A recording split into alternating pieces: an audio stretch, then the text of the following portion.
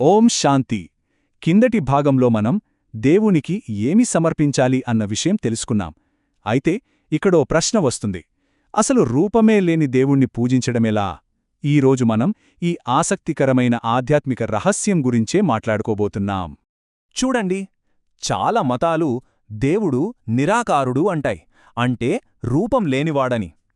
సరే, కాసేపు ఆలోచిద్దాం. ఒకవేళ రూపమే లేకపోతే మరి భక్తులు ఆ దివ్యశక్తితో ఎలా అనుసంధానమవ్వాలి? వాళ్ళ ప్రార్థనలు, పూజలు ఎవరికి, ఎలా చెయ్యాలి? ఇది పెద్ద చిక్కుముడే కదా. రండి, ఈరోజు ఈ చిక్కుముడిని విప్పుదాం. సరే, ఈ అన్వేషణ మొదలుపెట్టడానికి ముందుగా ఓ శక్తివంతమైన ఉదాహరణతో ప్రారంభిద్దాం. హిందూ తత్వశాస్త్రం ప్రకారం పరమాత్మ అంటే ఒక నిరాకార జ్యోతిబిందువు, అంటే ఒక రూపం లేని కాంతి చుక్క అన్నమాట. అయితే ఇక్కడే ఒక సమస్యొస్తుంది. రూపమే లేని ఆ కాంతిని పూజించడం ఎలా? ఈ సవాలుకు సమాధానంగానే ఒక భౌతికమైన చిహ్నం అవసరమైంది. ఇక్కడే జ్యోతిర్లింగం ప్రస్తావన వస్తుంది.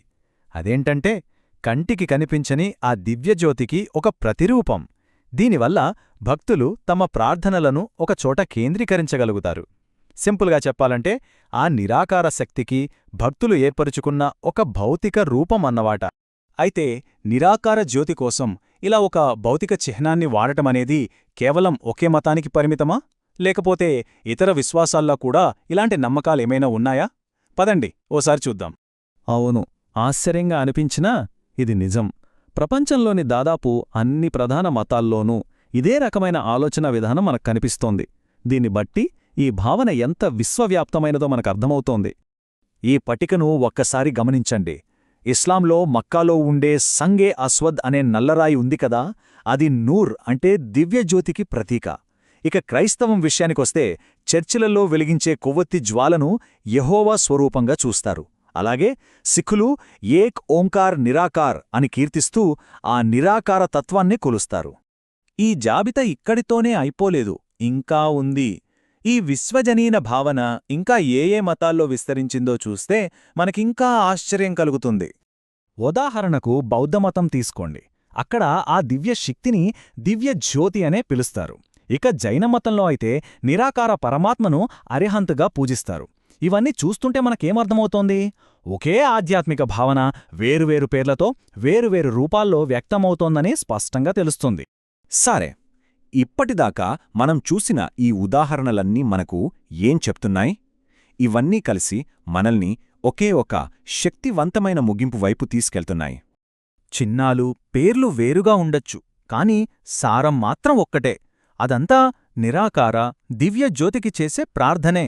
దీని అర్థమేంటంటే, పేర్లు వేరైనా, ఆచారాలు భిన్నంగా ఉన్నా అన్ని మార్గాలు చివరికి చేరేది ఆ ఒక్క నిరాకార దివ్యకాంతి దగ్గరికే.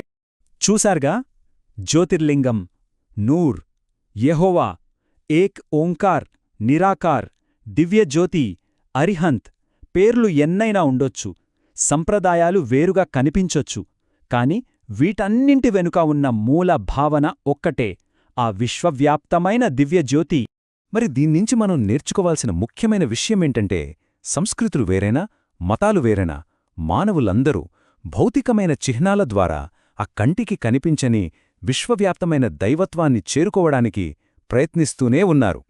ఇది మనందరి ఉమ్మడి ఆధ్యాత్మిక అన్వేషణకు ఒక గొప్ప నిదర్శనం.